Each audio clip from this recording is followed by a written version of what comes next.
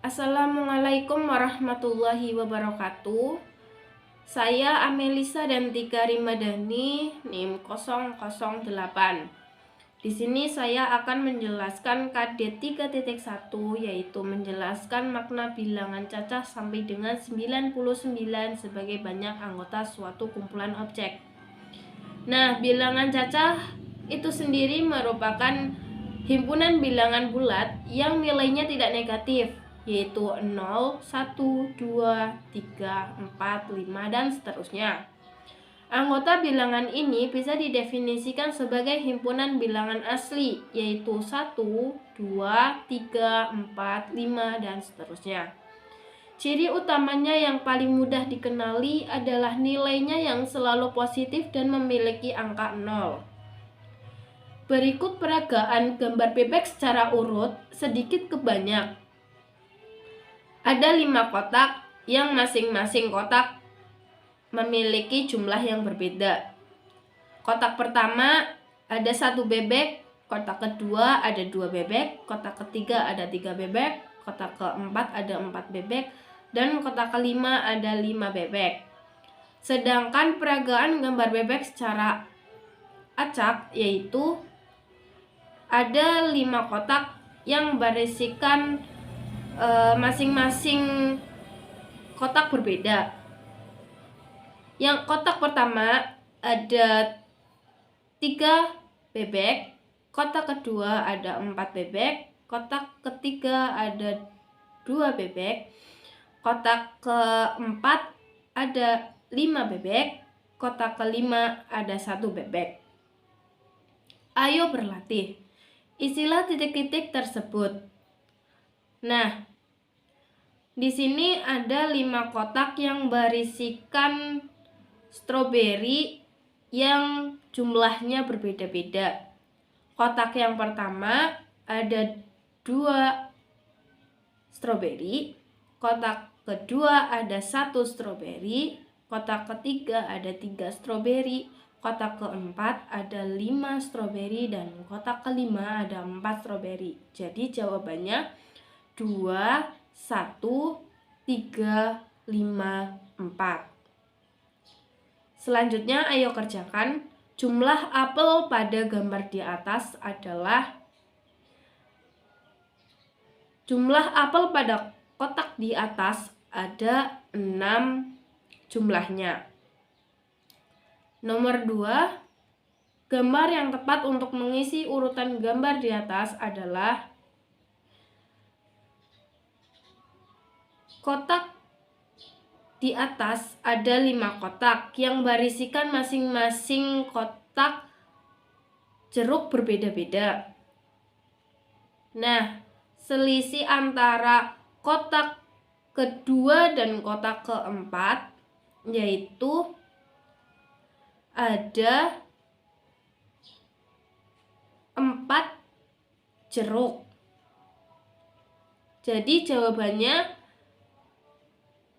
kotak yang ada di tengah-tengah antara jeruk 3 dan jeruk 5 yaitu adalah jeruk 4. Saya Divarani Cahyaning Tias, NIM 010, akan menjelaskan materi pada KD 3.2, yaitu menjelaskan bilangan sampai 2 angka dan nilai tempat penyusun lambang bilangan menggunakan kumpulan benda konkret serta cara membacanya. Terdapat 4 bagian konsep, yaitu penanaman konsep, pemahaman konsep, pelatihan konsep, dan penerapan konsep. Pada bagian awal ini yaitu penanaman dan pemahaman konsep. Nilai tempat bilangan merupakan nilai suatu angka dalam bilangan tertentu. Setiap menentukan nilai tempat suatu bilangan selalu dimulai dari sebelah kanan, mulai dari satuan, kemudian puluhan. Bilangan satuan adalah bilangan yang tersusun dari satu angka antara 0 sampai 9. Contohnya 4, 6, 9. Perhatikan contoh berikut. 1. 1 itu sebagai satuan. 1 sama dengan 1 satuan. Selanjutnya, bilangan puluhan adalah bilangan yang tersusun dari dua angka, antara 10 sampai 99. Bilangan puluhan terletak di sebelah kiri bilangan satuan. Perhatikan contoh berikut. Bilangan 18. 1 sebagai puluhan dan 8 sebagai satuan. 8 sebagai satuan, 1 sebagai puluhan. 18 sama dengan 1 puluhan tambah 8 satuan. Angka 8 adalah bilangan satuan. Angka 1 yang terletak di sisi kiri angka 8 adalah bilangan puluhan. Jadi, nilai tempat 18 dapat dituliskan sebagai berikut. 18 sama dengan 1 bilangan puluhan ditambah 8 bilangan satuan. Perhatikan contoh lain berikut. Bilangan 36. 6 sebagai satuan, 3 sebagai puluhan. 6 sebagai satuan, 3 sebagai puluhan. 36 sama dengan 3 puluhan ditambah 6 satuan. Angka 6 menempati nilai bilangan satuan. Angka 3 menempati nilai bilangan puluhan. Jadi, nilai tempat 36 dapat dituliskan seperti berikut ini.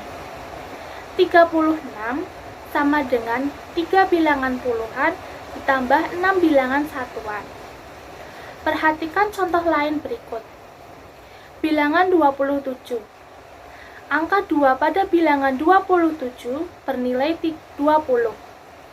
Angka 7 pada bilangan 27 bernilai 7. Penyusunan nilai tempat dengan benda konkret serta cara membacanya. Terdapat beberapa ekor kucing. Ada beberapa ekor kucing pada gambar di atas. Bagaimana nilai tempat penyusun bilangan dari gambar di atas? Jawab, pada gambar di atas terdapat 24 ekor kucing. Bilangan 24, angka 4 menempati nilai bilangan satuan, angka 2 menempati nilai bilangan puluhan. Jadi, nilai tempat 24 dapat dituliskan sebagai berikut. 24 sama dengan 2 bilangan puluhan ditambah 4 bilangan satuan, sama dengan 20 ditambah 4.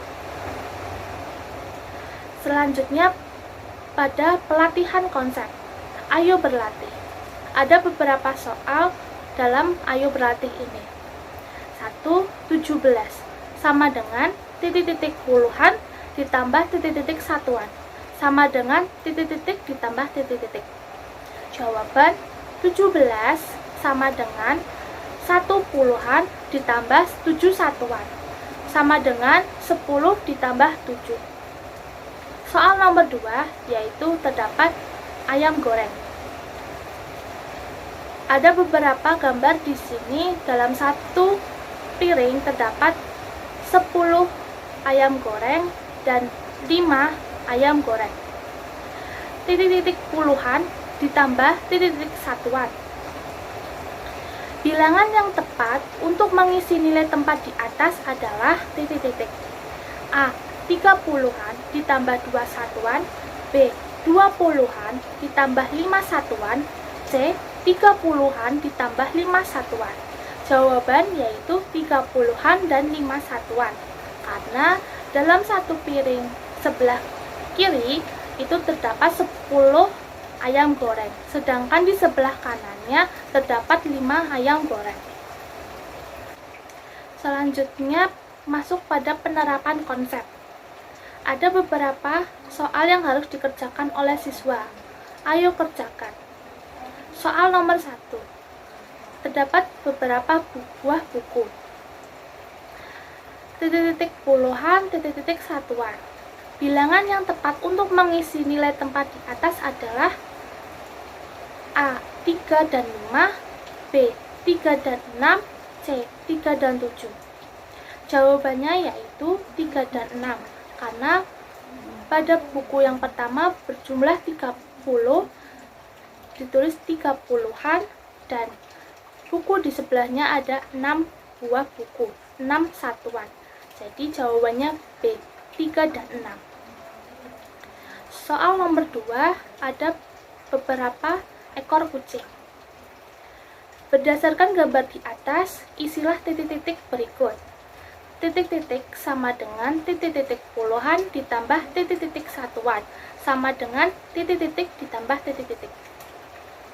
Ada 16 kucing dalam soal tersebut. 16 ditambah 16 sama dengan 1 puluhan ditambah 6 satuan, sama dengan 10 ditambah 6. Soal nomor 3. Pada bilangan 62, angka 6 menempati nilai tempat titik-titik.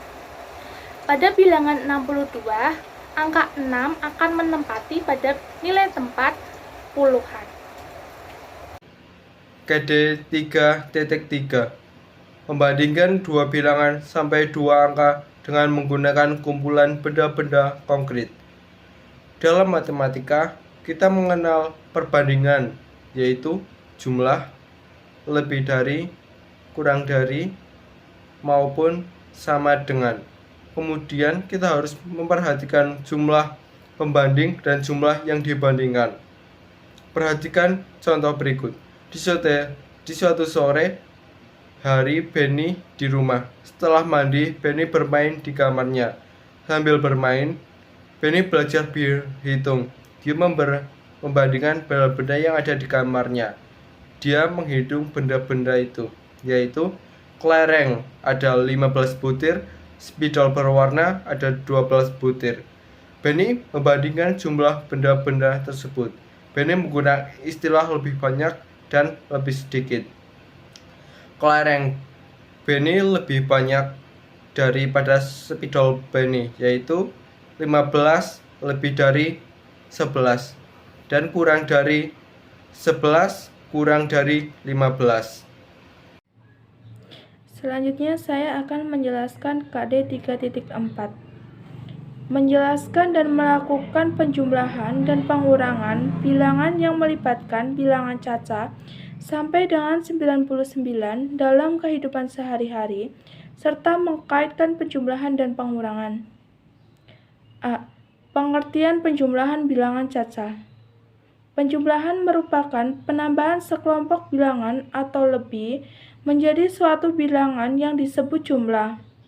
Pada penjumlahan bilangan caca memiliki sifat yang pertama, komutatif atau pertukaran, dapat dituliskan rumus X ditambah Y sama dengan Y ditambah X. Perhatikan contoh soal berikut.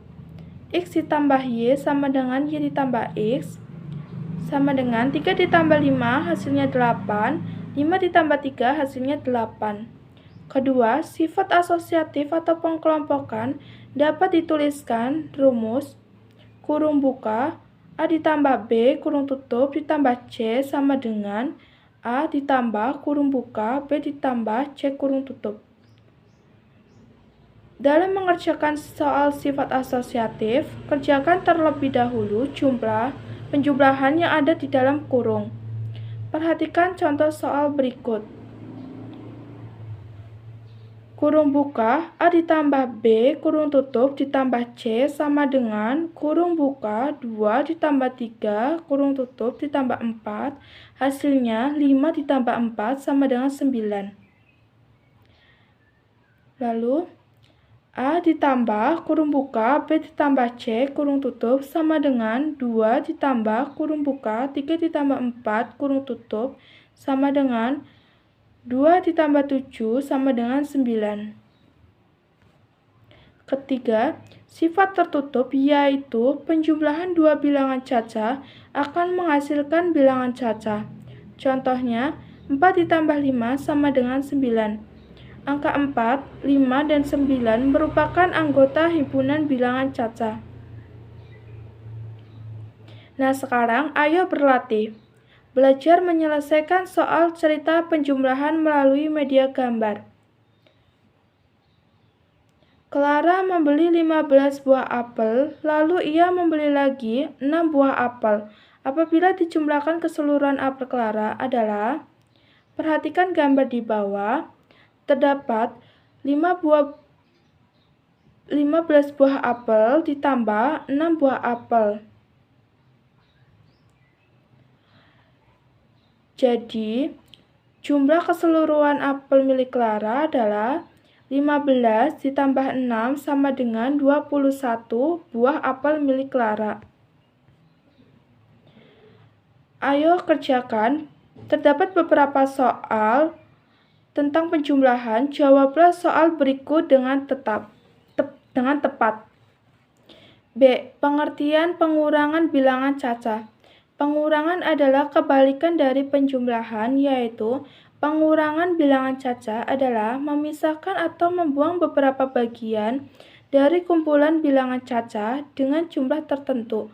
Pengurangan pada bilangan cacah tidak memiliki sifat komutatif, asosiatif. Selain itu, jika angka di depan lebih besar, pengurangan sesama bilangan cacah tetap menghasilkan bilangan cacah. Nah, sekarang ayo mulai berlatih. Perhatikan soal pengurangan di bawah ini, jawablah dengan tepat.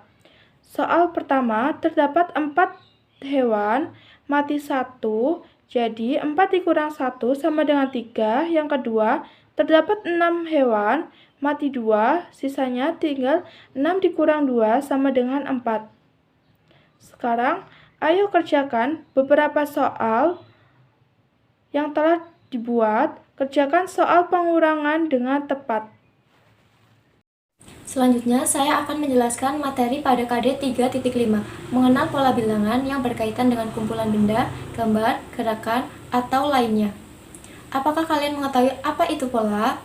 Pola adalah susunan benda, gerakan, atau bilangan yang tersusun teratur atau barisan yang disusun berselang-seling secara teratur. Pola dibedakan menjadi pola gambar dan pola bilangan. Pola gambar adalah susunan gambar yang teratur atau barisan gambar yang disusun berselang-seling secara teratur. Contohnya, A. Pola gambar dengan perbedaan jenis benda. Gambar penggaris, penghapus, penggaris, penghapus, penggaris, penghapus. B. Pola gambar dengan perbedaan ukuran gambar. Buku besar, buku kecil, buku besar, buku kecil, buku besar, buku kecil. C. Pola gambar dengan perbedaan warna. Apel merah, apel hijau, apel merah, apel hijau, apel merah, apel hijau. Setelah memahami pola gambar tersebut, ayo berlatih. 1. Lengkapi gambar yang hilang pada pola di bawah ini. Lingkaran kuning, titik-titik, segitiga biru, lingkaran kuning, belah ketupat merah, titik-titik. Jawaban pola tersebut urutannya adalah lingkaran kuning, belah ketupat merah, segitiga biru. Lingkaran kuning, belah ketupat merah, segitiga biru. Ayo kerjakan. Lengkapi gambar yang hilang pada pola di bawah ini. 1. Donat coklat, donat coklat, donat green tea, donat strawberry, donat strawberry, donat strawberry, donat coklat, titik-titik. 2. Titik-titik, jeruk sedang, melon kecil, semangka besar. Jeruk sedang, titik-titik, semangka besar. 2. Pola bilangan. Pola bilangan adalah susunan bilangan yang teratur atau barisan bilangan yang disusun berselang-seling secara teratur. Menentukan pola bilangan berdasarkan urutan gambar, yaitu dengan pola bilangan loncat. Pola bilangan loncat adalah penambahan yang sama dari bilangan sebelumnya. Ada berbagai pola bilangan loncat, yaitu 1. Pola bilangan loncat 1, yaitu barisan bilangan yang masing-masing bertambah 1. Contohnya 1, 2, 3, 4, dan seterusnya. 2. Pola bilangan loncat 2, yaitu barisan bilangan yang masing-masing bertambah 2. Contohnya 0, 2, 4, 6, 8, dan seterusnya. 3. Pola bilangan loncat 3, yaitu baris bilangan yang masing-masing bertambah 3. Contohnya 0, 3, 6, 9, 12, dan seterusnya. Ayo berlatih. 1. Lengkapilah gambar yang hilang pada pola di bawah ini. Kotak pertama terdapat 2 buah apel. Kotak kedua terdapat 4 buah apel. Pada kotak ketiga terdapat berapa apel ya? Lalu pada kotak keempat terdapat 8 buah apel. Jadi caranya adalah pertama, kalian menentukan banyaknya apel tersebut. Kedua, mencari selisihnya. 2 ke 4 bertambah 2. Jadi polanya selalu bertambah 2. 2 tambah 2 berarti 4. 4 tambah 2 berarti 6. 6 tambah 2 berarti 8. Jadi pada kotak ketiga terdapat 6 buah apel. Karena pola tersebut selalu bertambah 2. 2. Tentukan bilangan yang tepat sesuai pola bilangan. 2, 9, titik-titik, 23, 30. Caranya adalah, pertama, kalian mencari selisih bilangan tersebut. 2 ke 9 berarti bertambah 7. 23 ke 30 berarti bertambah 7. Jadi, pola tersebut adalah selalu bertambah 7. 2 ditambah 7 sama dengan 9. 9 ditambah 7 sama dengan 16. 16 ditambah 7 sama dengan 23. 23 ditambah 7 sama dengan 30. Jadi, pada kotak ketiga, jawabannya adalah 16. Karena pola tersebut selalu bertambah 7. 3. Ali diberi tugas oleh guru untuk menata buku pada rak di perpustakaan. Pada rak pertama, Ali menata 5 buku. Pada rak kedua, Ali menata 9 buku. Pada rak ketiga, Ali menata 13 buku. Tentukan banyaknya buku yang ditata oleh Ali pada rak kelima. Caranya adalah pertama kalian mengurutkan terlebih dahulu bilangan tersebut, lalu mencari selisih bilangannya. 5, 9, 13. 5 ke 9 berarti bertambah 4. 9 tambah 4, 13. 13 tambah 4, 17. Lalu pada rak kelima adalah 17 tambah 4, hasilnya adalah 21. Jadi, banyaknya buku yang ditata oleh Ali pada rak kelima adalah 21 buku. Ayo kerjakan. 1. Lengkapi gambar yang hilang pada pola di bawah ini. Titik-titik, 4 buah semangka, 7 buah semangka, 10 buah semangka. 2. Tentukan bilangan yang tepat sesuai pola bilangan 4, 10, 16, titik-titik, dan titik-titik. 3. Di sebuah gedung pertemuan terdapat 10 baris kursi. Pada baris paling depan terdapat 20 kursi, sedangkan pada baris kedua terdapat 23 kursi. Pada baris ketiga terdapat 26 kursi. Demikian seterusnya, sehingga mempunyai pola tertentu. Tentukan banyaknya kursi. A. Banyaknya kursi pada baris kelima. B. Banyaknya kursi pada baris ketujuh. Kemudian kita masuk ke bagian KD 3.6, yaitu mengenal bangun ruang dan juga bangun datar dengan menggunakan berbagai benda konkret. Yang A. Bangun ruang. Bangun ruang merupakan bangunan 3 dimensi yang memiliki ruang atau volume dan sisi yang membatasinya. Bangun ruang memiliki 2 jenis, yaitu bangun ruang sisi lengkung dan juga bangun ruang sisi datar. Contoh dari bangun ruang sisi lengkung yaitu kerucut, bola, dan juga tabung. Sementara contoh bangun ruang sisi datar yaitu kubus, balok, limas, dan juga prisma. Contoh bangun ruang sisi lengkung yaitu terdapat gambar kerucut, gambar bola, dan juga gambar tabung. Kemudian dengan menggunakan benda konkret terdapat cup es krim, bola, dan juga toples. Sedangkan bangun ruang sisi datar terdapat contoh yaitu kubus, balok, seperti piramida, dan juga tenda. Bangun ruang sisi datar menggunakan benda yang konkret. Yang pertama dadu, balok, kemudian piramida, dan juga tenda tentunya. Kemudian bangun datar. Bangun datar adalah suatu bangun datar yang dibatasi oleh garis lurus atau garis lengkung. Bangun datar juga disebut suatu bangun yang memiliki bidang rata dan memiliki hanya 2 dimensi. Macam-macam bangun datar dan contohnya. Yang pertama yaitu segitiga. Segitiga adalah bangun datar yang memiliki 3 sisi. Contohnya yaitu garis segitiga seperti pada gambar. Kemudian segi 4. Segi 4 adalah bangun datar yang memiliki 4 sisi, contohnya buku dan juga papan tulis. Yang ketiga, lingkaran. Lingkaran yaitu bangun datar yang memiliki satu sisi lengkung, contohnya itu jam, piring, dan juga kaset. Kemudian ayo berlatih. Soal yang pertama terdapat gambar kubus, yaitu gambar di atas merupakan bangun ruang yang disebut dengan, jawabannya yaitu tentu saja A, yaitu kubus. Kemudian soal kedua, contoh benda yang berbentuk balok adalah, terdapat jawaban A, televisi, B, kipas, C, lemari. Untuk jawabannya yaitu tentu saja lemari. Kemudian masuk ke ayo kerjakan. Perhatikan gambar di bawah ini. Terdapat 5 gambar, yaitu gambar A persegi, gambar B lingkaran, gambar C segitiga, gambar D juga segitiga, dan gambar E yaitu persegi panjang. Kemudian soal yang pertama, gambar A menunjukkan bangun. Terdapat pilihan A segitiga, B segi 4, dan juga C segi 5. Untuk jawabannya yaitu B segi 4. Untuk nomor 2, gambar B adalah menunjukkan bangun. Pilihan A lingkaran, pilihan B segi 4, pilihan C segitiga. Berdasarkan gambar di atas, jawaban yang tepat untuk gambar B yaitu A lingkaran. Kemudian yang soal ketiga, bagian bawah tabung berbentuk pilihan A segitiga, pilihan B persegi, pilihan C lingkaran.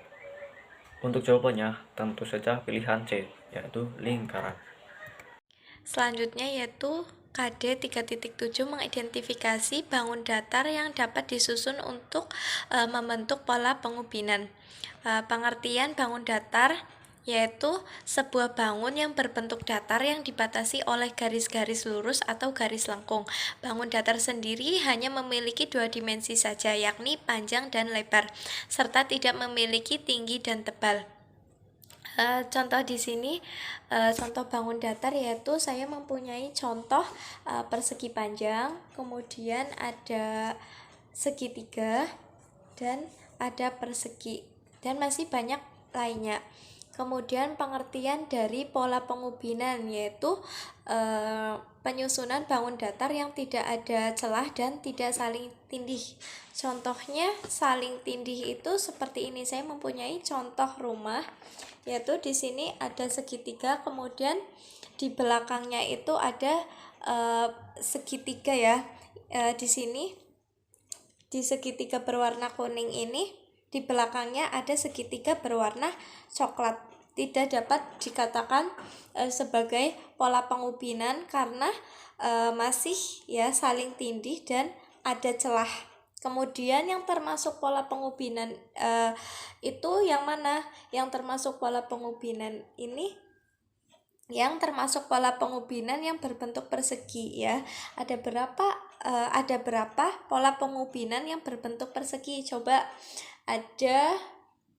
kita hitung ya. Ada 1, 2, 3, 4, 5, 6, 7, 8, 9, 10, 11, 12. Ada 12 persegi ya.